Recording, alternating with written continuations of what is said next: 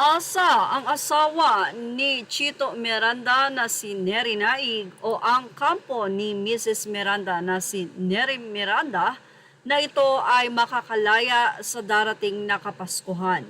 Matatandaan na ang kanilang motion to squash o ang pagbabasura ng kaso ni Nery Naig ay na-extend ng January 9 ang nasabing hearing. Sa makatuwid ay mag-i-stay sa kulungan si Nery Naig ng Pasko at Bagong Taon. Kaya naman ito ang dalangin ng pamilya at hinihingi nila ng himala na ang nasabi nga pong aktres ay makalabas at makasama ang kanyang pamilya. November 30, kahapon, naglabas ng official statement ang legal team ni Nery hinggil sa kinasasangkutan nitong mga kaso.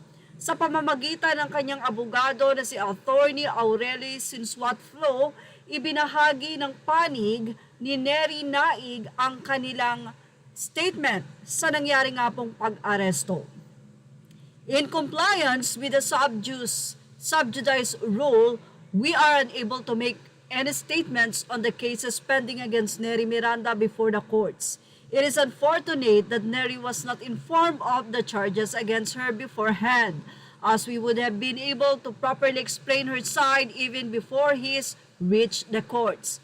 We note, however, that similar complaints filed against her in other venues have already been dismissed. We are confident that Nery will be vindicated of these charges through proper judicial process.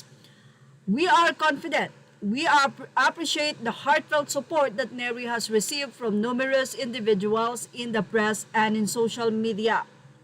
Well, matatandaan nga na inaresto si Nery Naig noong November 23.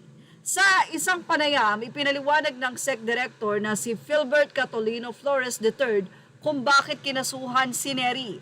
Ang nakuha naming impormasyon po, siya po ay naghikayat ng mga investments doon sa Beyond Skincare. Yun po yung kumpanya na iniimbestigahan po. Sa Securities Regulation Code, ang Section 20 na binanggit po, ang kailangan po kapag ang isa ay involved sa buying and selling ng securities po, investment contracts, etc., yan po ay kailangang nakarehistro sa SEC.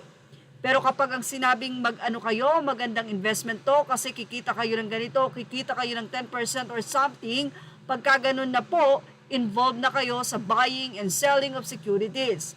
Kailangan rehistrado na po kayo.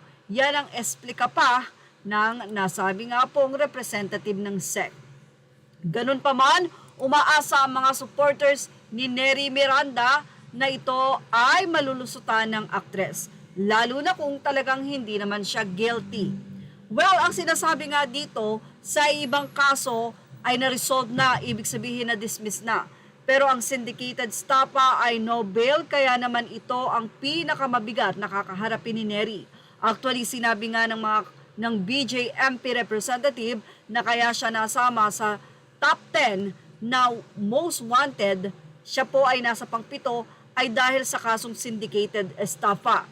Ibig sabihin nito, yung gravity o yung bigat at yung laki ng bail na dapat na ibigay ni Nery. Well, ano kaya ang kahihinat na nito? Makakalabas kaya si Nery sa Pasko at Bagong Taon para makasama ang pamilya. Ngayon, nasa ospital si Nery at ayon sa korte ay mananatili doon ng 5 araw si Nery Naig. After nito ay babalik na siya sa kulungan. Yan ang ating showbiz snap update. Thank you for watching. Images are all credit to the rightful owners.